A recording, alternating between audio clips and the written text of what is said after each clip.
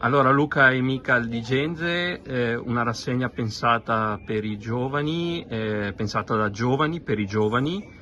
Ci potete dire qualcosa in più sul programma e che temi verranno trattati? Certo, allora le tematiche che verranno trattate sono quelle che sono emerse un po' dalla coprogettazione con l'incontro e principalmente si tratterà di uno speed date, quindi degli incontri con delle psicologhe, sono degli incontri legati appunto a chiedere delle informazioni per quanto riguarda appunto la psicoterapia.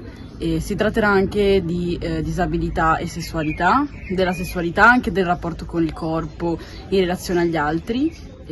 Sì, ci saranno parecchi eventi diversi, diciamo, Esatto. e ci è piaciuto organizzarlo insieme all'incontro in questo modo, in modo differente, così da intercettare anche diverse persone e comunicare il tema della salute o benessere mentale, come si vuole intendere, anche attraverso diverse piattaforme, appunto, con talk, Livio Ricciardi, con delle anche. partecipazioni da parte degli ospiti o soltanto anche un ascolto.